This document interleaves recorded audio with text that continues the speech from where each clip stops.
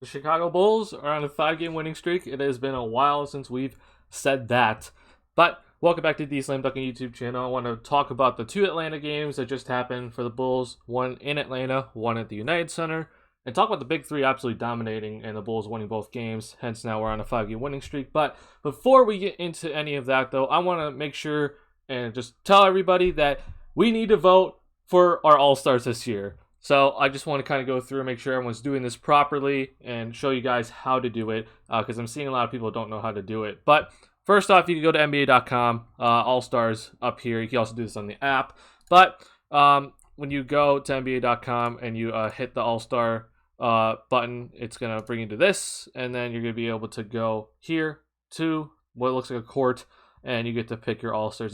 These are not my All-Stars. I'll be making a video about my All-Stars later, but just pick your 10 players, obviously 2 guards and 3 forwards for each conference, and you get to choose who is going to go to the All-Star game. But for the Bulls, I want to make sure that everyone gets these 2 guys in. DeRozan's listed as a guard for some odd reason. I don't know why, but honestly, I think this actually helps him get into the All-Star game as a starter. But we can have the starting backcourt in the All-Star game, and I think they both deserve it. So make sure you vote for Zach LaVine and DeMar DeRozan to get into the All-Star game. And hopefully then we can have a starting backcourt of the Chicago Bulls representing the Eastern Conference. That would be awesome. This is one way to vote. The other way is through Twitter.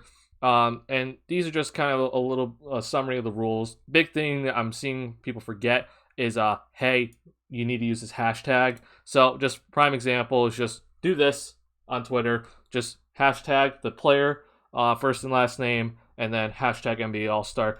Do this daily. You can do this daily. You can't do this multiple times in a day, but make sure you just send out this simple tweet like hashtag Zach LaVine, hashtag NBA All-Star, and hashtag DeMar DeRozan, hashtag NBA All-Star. These 2 guys deserve it. And right now, I mean, we're sitting the second seed in the Eastern Conference. I reward winning. I know Trae Young is definitely going to be up there in votes, but I honestly think that if the fans vote enough, that we can have the starting backcourt be represented by the Bulls for the All-Star game for the Eastern Conference. So let's do this. Let's make sure these guys get into the All-Star game as starters because they absolutely deserve it. And, you know, with the way that Vucevic is playing recently, if he keeps up this level of play, I think he deserves to be an All-Star as well. I'm not saying you have to vote for Vucevic. Obviously, that would help, but I'm more worried about these 2 guys making it because I honestly think these 2 guys deserve to be the starting backcourt for the All-Star game. So make sure you guys do that. But now I'm going to jump into the recap here. I want to talk about the game in Atlanta first, and then we're going to talk about then the game at home. And honestly, both games, I mean, you just see it's kind of just representative of high-scoring basketball. And that's honestly it for both games. I think the second game was definitely more, you kind of saw a little bit more defense in it. But I want to talk about this game first. And this one was a close game. You know, the Hawks came out and punched the Bulls in the mouth. They took I think an 8-point lead at one point in the first. And it was kind of tough because it's like, well, the Hawks are down all these guys. But granted, I mean, you still have, Trae Young just returned in this game. You still have Bogdanovich, Clint Capella's there. So they still have some guys that you have to watch out for, namely Cam Reddish, who absolutely destroyed the Bulls from the 3-point range in this game. But they came out and punched the Bulls in the mouth. And this is something that, you know, we've seen earlier this year is that if we get punched in the mouth, you know, it kind of takes a little bit for us to, you know, kind of come back. But I was happy with this performance because I thought the Bulls weathered the storm really well. And as the first quarter kind of went along, you kind of saw that, you know, it was other guys kind of scoring. But then you really saw it's like, okay, the big three, they just decided we need to take over this game. And they absolutely did. It initially started with Zach LaVine hitting 2 3-pointers to kind of keep the Bulls in it. Then DeMar DeRozan came in and finished off the first quarter really well. Into the second quarter, he led the team. And then we saw the Bulls, you know, kind of come back and do a really good job because in that second quarter, we saw Ayo Dosunmu get put on Trae Young. I don't know what Chris Fleming was thinking of putting Kobe White on Trae Young at the start of the game. That was a ridiculous decision. I thought Javonte Green should have started on Trae Young. That eventually happened in the third quarter, but Ayo Dosunmu came in the second quarter to guard Trae Young, and he did a phenomenal job guarding Trae Young, and that slowed down the pick and roll with the Atlanta Hawks, which has absolutely killed the Bulls in previous years. So good job by Chris Fleming to at least make the adjustment. I don't think his initial decision was good, but he made the adjustment. And then we saw the big three. They're like, okay, we need to take over this game. And Levine and DeRozan had an incredible second quarter. And I think Levine had 23 going to halftime. DeRozan had 21. It was just an absolute, hey, these two guys here were just taking over that game. Third quarter was kind of interesting to watch because the Hawks were able to still stay in the game, even though they had all these guys out. But then the fourth quarter was awesome because we got to see Nikola Vucevic really play well. I hit the back button, I apologize. But it was interesting to watch this because Zach did so much of his damage in the first half, like especially in that second quarter. I think Zach had 17 points in that second quarter. But then once we got into the fourth quarter, it was mostly just DeRozan and Vucevic. And as you can see, that's totally fine. We saw Zach just be like, all right, yeah, these two guys got it going. I'll be here if you need me, but I'm going to let those two guys run the offense. And we saw Vucevic have an incredible fourth quarter.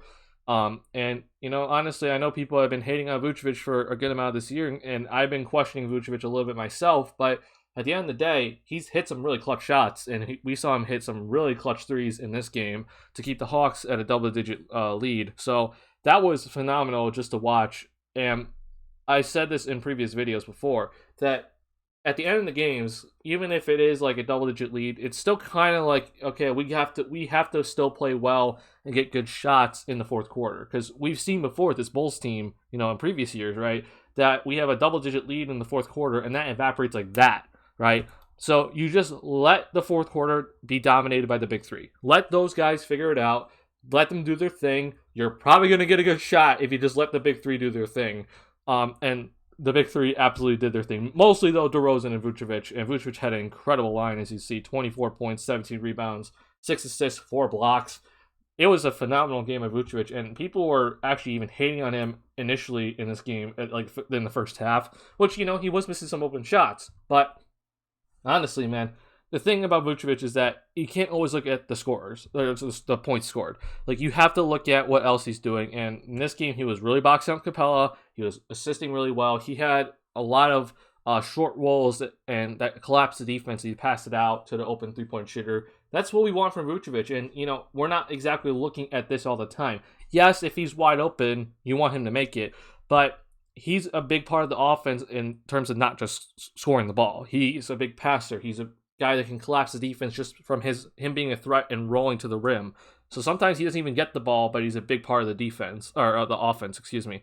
So it's important for Vucevic to do the other things that isn't scoring points, and that's what he's been doing recently. But in this game, we saw in the fourth quarter, he really hit some shots, and that was absolutely big. And just to give you a little bit of a kind of a glimpse of what the big three did, this is just the stat lines from the big three.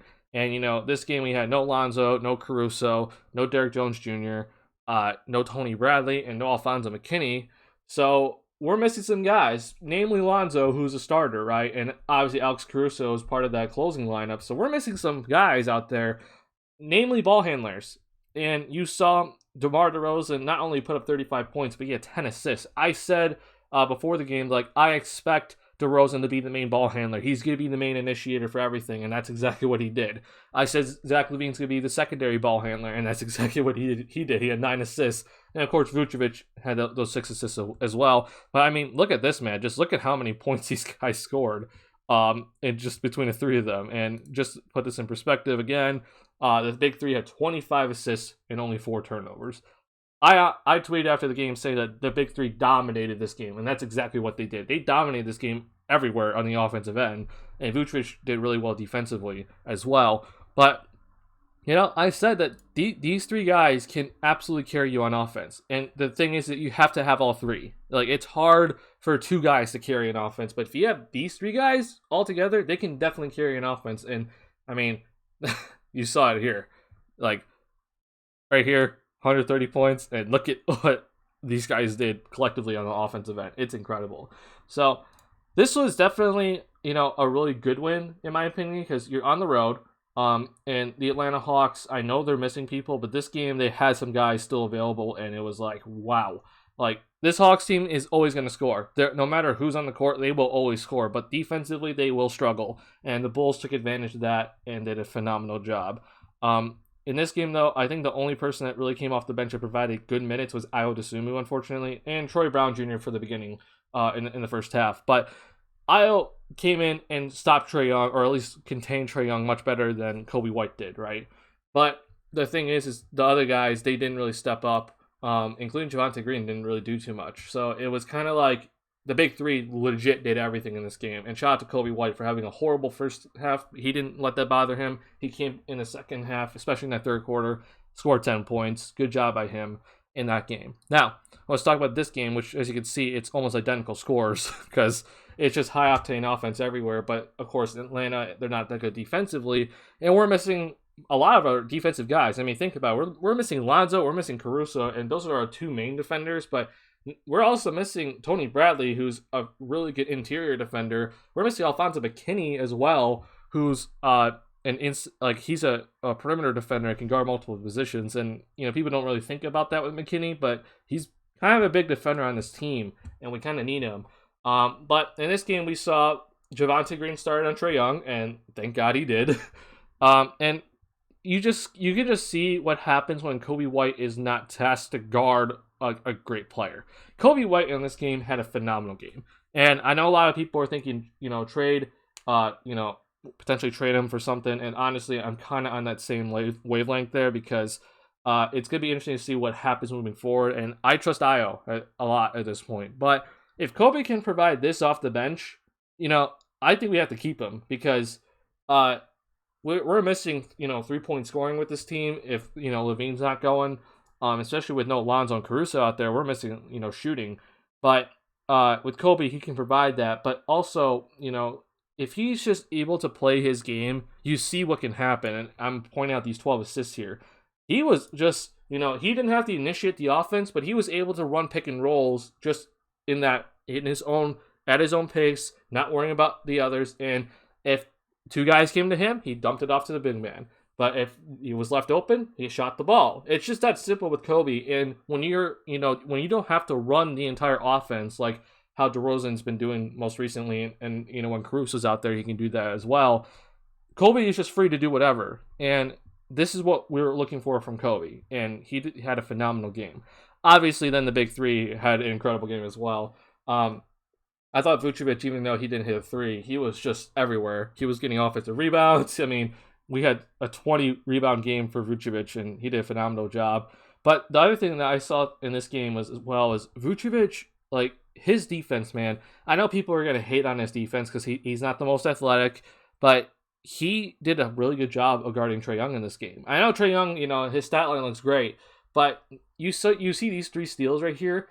Vucevic was reading the lob to Clint Capella really well, and he was also making sure that Trae Young wasn't just getting a direct line drive to the rim, and he sometimes was able to get steals when Trae Young was trying to pass the ball out. So just give credit to Vucevic for other things besides scoring. I mean, he had 16 points in this game, but we saw him do a lot of other things in this game, and especially on the defensive end with his rebounding and stopping the pick and roll. So just incredible game from Vucevic, who's played so well in the last 4 or 5 games. And then, DeMar DeRozan and Levine, as you see, DeRozan's the main guy doing the assists and handling the ball. Levine is honestly the main scorer right now. And he's absolutely on fire. 10 of 13 shooting, 25 points. Whew. But this was definitely a more all-around team performance in this game. And we saw the Bulls really get out in transition, which Chris Fleming noted at the press conference after the game, saying that he wanted to do that more. So we saw everybody get out in transition and get easy buckets. That was awesome to see as well. This was definitely more of like a team game. I mean, you see Javonte Green, 14 points. Kobe had a phenomenal game. Ayo Dosunmu, 14 points. I mean, Tyler Cook had a great game as well. I even think Troy Brown Jr., Matt Thomas, even though they didn't score a lot, I thought they played really well. This was just definitely more team-oriented, and that was good to see as well. And the starters got to rest a little bit. I know DeMar played 35 minutes, but you saw the starters not to play as many minutes, which was good to see. But in this game, though, we have to be real here. I know the Bulls absolutely, put up an incredible offensive performance, over 60% shooting, 38 assists. But I mean, the Hawks are missing a lot more people. I mean, no Bogdanovich all of a sudden. They're really down some guys. So even though Trae Young's there, Cam Reddish is there, Clint Capella is there, let's be real here. This Hawks team is already bad defensively, and now they're missing a ton of people. So good job by the Bulls of taking care of business, because they wouldn't have done this last season, right? They wouldn't have taken care of business against a team missing some guys.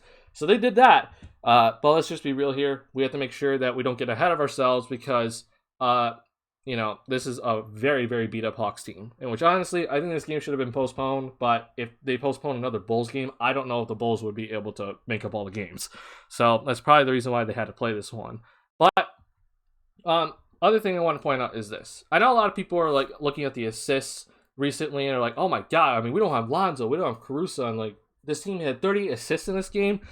I said before this season started that this Bulls team is going to be good in assists. Now, they're not, top 10. Maybe they are top 10 now, but last time I checked, they were top 15. So they're not like top of the league, right? But I said that they're going to be a good assisting team. And I even said, though, I'm like, I don't think Lonzo's going to be having that many assists with this team. And, Lonzo's averaging around 5 assists per game, which leads the team. But you see DeRozan's averaging around 4, right? Levine's almost around 4, right? My point is that this team isn't like solely running through like a Chris Paul.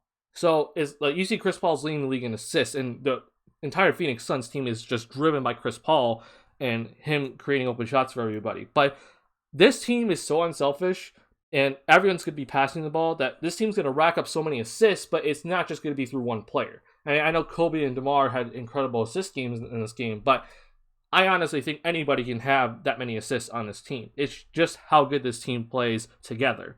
And it's not just like the point guard only is going to be the one assisting the ball. And this was something that was established last season under Billy Donovan. Everyone under Billy Donovan last season was passing the ball very well, finding the open man. It just didn't look that good because we didn't have that many good players. But now that you have all these players that are really good, you're able to see how effective it is. I mean, we saw everybody have pass the ball really effectively in this game. And that's how this team is built. It's not just built on one person passing the ball, it's everybody passing the ball. So just pointing that out there for all these people that are like, oh, Lonzo's going to come in and like have 10 assists or whatever. I'm like, no, this team as a whole passes. It's not just one person, it's everybody. And I love this team because of it. I'm not saying we're the Warriors yet, because the Warriors, their passing is incredible. But this team passes the ball really well, and I'm happy to see it. Just a little quick recap here in points and everything. Again, phenomenal game for the Bulls against the Hawks, and 30 assists, over 60% shooting, 5 straight, incredible. I want to go through one play here, and then I want to talk about Jordan Bell. So I always want to talk about this one play here and just show you why this is so effective with this Bulls team. It involves the big three. But this play is just so effective because the defense has to worry about so many things at once. And I'm going to show you what can happen when the ball is on the strong side and you just see action on the weak side, right? So Ayo Dosunmu, who's been actually, while Alonzo and Caruso have been out, he's actually been running some point as well, and it's been pretty good for him. So he brings the ball up, initiates the offense here, and it's a pick and roll on the right side here with Vucevic and Ayo. And you see it's basically top of the key pick and roll. You see DeRozan's over here. You see Levine's over here, right? So you're looking at the big three right now. You got Vucevic in the middle. You got the other two guys in the corner, in each corner, excuse me. So pick and roll right here, simple. So now what you're going to watch is this. After the pick and roll is set and done, you're going to see Javonte Green kind of come on over here. This is the weak side, right? Because the ball's over here. This is strong side. This is weak side. So you're going to see Levine and Javonte start moving, right? Now the ball swung back to the top of the key here, but you're seeing the off-ball movement, right? You see Javonte sets a little down screen for Zach Levine, who is in the corner now, is coming back up. Now Javonte has taken out Zach Levine's guy, right? And even right here, like let's say Javonte cuts the rim. Vucevic is such a good passer, he could have definitely thrown it down there and Javonte would have caught it. But that's not what happens. But you see here, the idea is you want Levine to come up to the ball. So now Levine is able to catch the ball up here with the live dribble. Vucevic is now top of the key. But the other thing that you did not really always catch here is that look what happened here. These two guys switch positions. Now, DeSumo is going towards the corner. DeRozan's coming up here. What this does is that these two guys, right, they're not, the main focus for the defense on the floor, right? You're so worried about these three guys because they're the big three. So this play right here, though, it starts out and it makes sure that the defense has to at least pay attention to these two guys, right? DeSumo brought the ball up instead of pick and roll, right? And then he continues to move. But just that little motion right there, it catches the defense's attention, right? And then on the other side, you see Javonte Green is setting a little downstream for Zach LaVine. You have to, pay attention to that. Because if you don't pay attention to it, then Green gets a backdoor cut, easy dunk. My point is that you're trying what this play does is that you're trying to at least create some sort of attention that is off the big three. And while you're doing that, you're putting the big three in their best positions, which is right here. And I've said this all year. This is just give the big three all this space, put the other two guys in the corner, let the big three operate with as much space as possible. They'll do their job, right? And this is what it does, right? You have these two guys, they started up here, but they ended up in the corners. And LaVine and DeRozan started in the corners, but they moved up. And now you got a simple pick and roll with your three best guys up here at the top of the key. So, simple pick and roll with Vucevic and LaVine. Great spacing. Even though that these two guys aren't the best shooters, it's still great spacing. And it's just simple at this point. Good job by Javonte when he saw the ball was coming over, that he kind of cleared out a little bit to give Vucevic some room. And simple pick and roll, you have so many options with this, honestly. And it's just a simple dump off to Vucevic, wide open, 16-footer. Boom. Just that itself, man, it's awesome to watch. And it doesn't always show up, right? Especially when you're watching this game, you're not always looking at that. But when you have that movement off ball or, weak side movement for guys that aren't the big three, that means a lot. It honestly means a lot so that the defense has to at least pay attention to them a little bit. And that gives the big three more room to operate. Because, a lot of people talk about spacing in today's NBA game. One way to actually create spacing is player movement. And it's not just, great shooters standing at the three-point line. Player movement can honestly create a lot of spacing because the defense has to pay attention to those guys moving.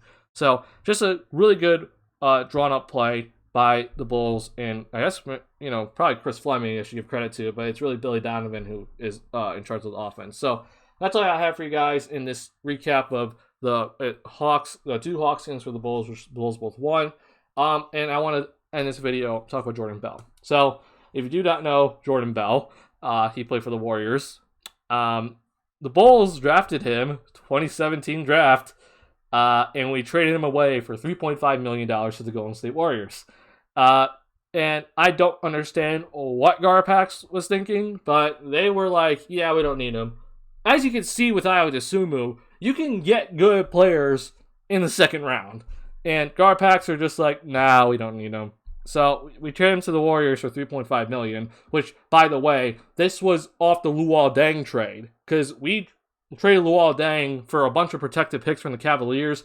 None of them conveyed to us, so it ended up being a second-round pick, which was this pick. And we traded Jordan Bell, our pick, to the Warriors, which is for $3.5 million. So, basically, the Bulls got $3.5 million for Luol Deng. It's just stupid all around, but life comes full circle, as you can see right here. So the Bulls, because Ilyasova just recently went into protocol, Marko Simonovic went into protocol as well. We don't have Tony Bradley because of protocol. Tyler Cook's been back up big as so far right now. So we needed a big man. And Jordan Bell could play the forward. He could play the center position. He's probably going to be playing center if he does get some run here. But I have to say I'm pretty happy with this signing for the Bulls because, I just mentioned why we need big men. But, I think Jordan Bell can actually come in and play pretty well. McKinney got a contract for the rest of the season from this Bulls team because of hardship exceptions. But I don't know if Jordan Bell's going to get that. But as we have some guys out, namely big men are out right now, we need big men. And I think this is a really good signing for the Bulls for just at least the next 10 days. So don't be shocked if Jordan Bell gets some run because we're lacking big men drastically right now. So good job by AK to always be paying attention and knowing who to go out and sign, because with this type of season going on and all these guys getting COVID, we need to make sure we know who to sign to a hardship exception, and AK did that. So good signing for the Bulls, and good 2 wins against the Atlanta Hawks, and we're on a 5-game winning streak. We play the Pacers tomorrow, so early game. Be ready for that one. Pacers are dealing with COVID, I think, also right now. So we hopefully should win that one too. So that's all I have for you guys in this video. Make sure you vote for Zach LaVine and DeMar DeRozan for the All-Star game. Hope you guys enjoyed this video. If you did, make sure you hit that like button. If you're new to the channel, hit that subscribe button. I'll see you guys in the next one.